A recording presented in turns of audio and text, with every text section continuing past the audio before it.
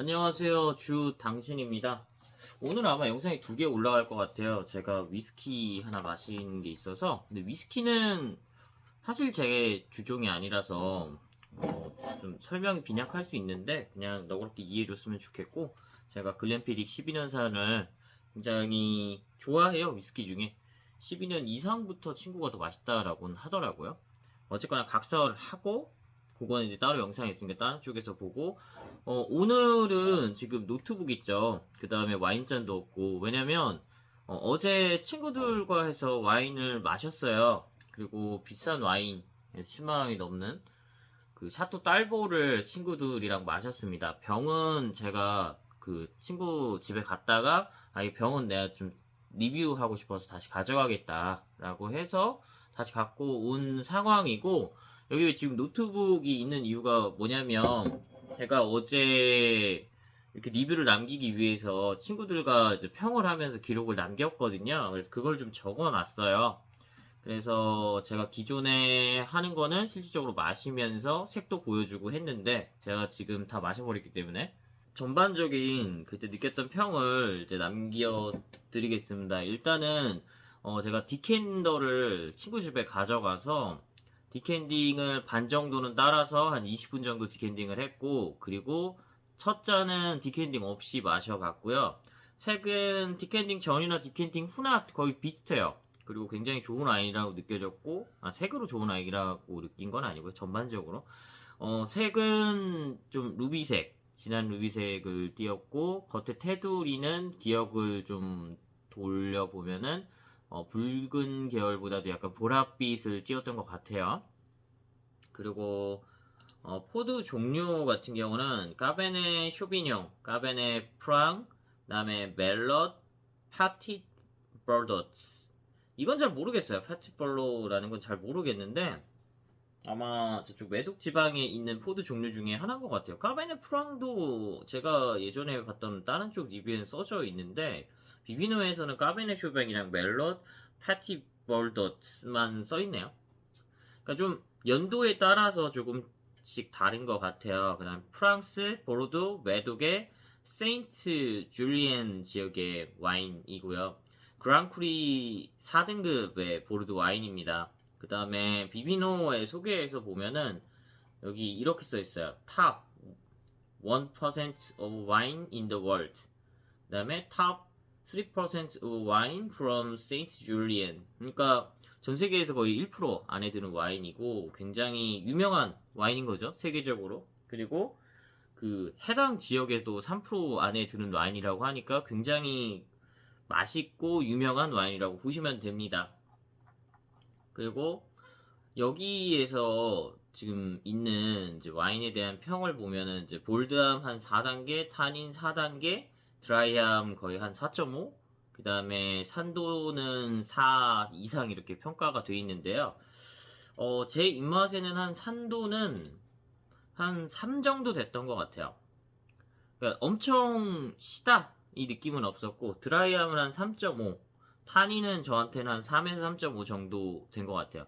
타닌이 굉장히 세면 마시자마자 그 거칠은 게 이제 혀에 착 감기거든요. 약간 그게 엄청 심하지는 않았고, 전반적으로 굉장히 부드러운 맛을 내는 와인이에요. 디캔딩 전에는 체리 맛, 자두, 그 다음에 붉은 계열의 열매 맛과 향이 났고요. 가죽, 그 다음에 흙과 나뭇잎 등의 향과 맛이 났어요. 그 다음에 오크 향도 상당히 좀 잘 느껴지는 편이었어요. 오크 향 제가 와인에서 좀 잘 못 느끼는 편인데, 오크 향도 좀 어느 정도 잘 느껴지는 편인 것 같더라고요. 그래서 비비노에서 봤더니, 비비노에도 레더, 얼씨, 그 다음에 스모키, 블랙커런트가 뭔지 모르겠네요. 블랙베리, 여기 블랙 프루트라고, 블랙 프루트, 그러니까 검은 계열의 과일이라고 하는 거 보니까 하여튼 뭐 그런 속해 있는 것 같아요. 그래서 타베코, 세달 이거 뭔지 모르겠네. 오크, 타베코, 예, 비슷한 것 같아요. 제가 느꼈던 맛이나 이쪽에 평가에 나온 그 계열의 맛도 비슷하고, 저는 디캔딩 전에는 체리나 자주 같은 붉은 계열의 열매 맛과 향이 나면서 하여튼 아까 설명드렸던 향이나 맛이 났는데, 20분 정도 디캔딩 후에는 블랙베리 향이 더 잘 느껴졌고요. 흑과 가죽 향이 좀 많이 줄어들었거든요. 근데 저는 흑과 가죽 향을 그렇게 좋아하는 편은 아니에요. 그러다 보니까 디캔딩을 하니까 저한테 더 맛있고 부드럽게 느껴졌고, 새콤함도 살짝 살짝? 잘은 아니고 이제 살짝 느껴졌다. 그 다음에 피니쉬감 좋은 편이었어요. 근데 저는 슈라즈를 더 좋아하다 보니까 이기갈 꽃드디럼보다는 살짝 피니쉬감은 아쉬웠다. 근데 뭐 전반적으로 왜 샤또 딸보가 국내에서 인기가 좋은지는 이제 알 것 같더라고요. 그 다음에 그 비교군으로 제가 또 좀 괜찮아 하고 좋아하는 라인 중에 몽페라가 있거든요. 샤또 몽페라.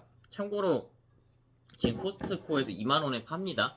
그래서 코스트코 회원권 있으신 분은 지금 몽페라 코스트코 가서 사면 굉장히 싸게 살 수 있고요.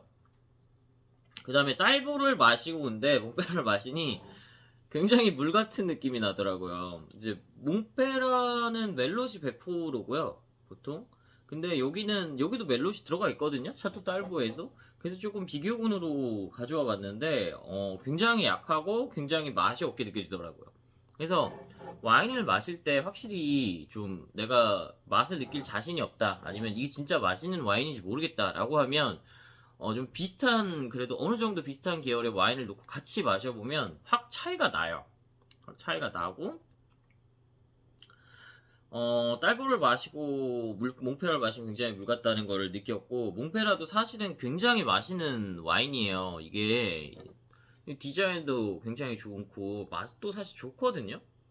그래서 제가 이번에 그 친구 코스트코 갈 때 몽페라 지금 할인하니까 몽페라 사달라고 해가지고 2병 더 샀거든요. 그 정도로 굉장히 괜찮은 와인인데 아무래도 딸보가 진짜 굉장히 맛있는 와인이더라고요. 그러다 보니까 좀 밀렸다. 그리고 친구의 평은 뭐가 있었냐면은, 이게 보시면은 아시겠지만 2020년도에 출하라고 해야 되나요? 어쨌든 2020년도에 나온 와인이에요. 그러다 보니까 조금 숙성 기간이 굉장히 짧았죠. 그리고 한 어느 정도 이제 가격대가 있는 와인은 숙성을 하면은 점점 더 맛을 찾는 그런 종류의 와인이거든요. 그리고 샤또 딸보도 그랑크리 4등급이고 아까 전 세계에서 1% 안에 드는 와인이라고 했으니까 숙성을 하면 할수록 좀 맛이 좋아졌을 수도 있었을 것 같다라는 게 이제 친구의 평이 있었습니다.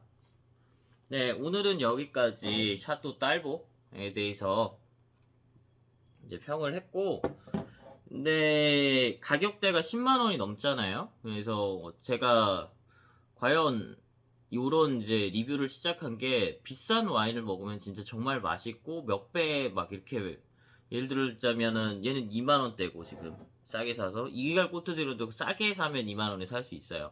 근데 딸보 같은 경우는 싸게 사도 10만원 언더? 살짝 안 되게 살 수 있거든요. 그럼 5배 차이 나잖아요. 싸게 사는 거 기준으로 따져도. 5배 더 맛있냐라고 물어보면 사실 5배 맛있다라는 거는 그건 좀 어려울 것 같아요. 한 1.5배? 이 정도는 얘기할 수 있을 것 같은데, 그리고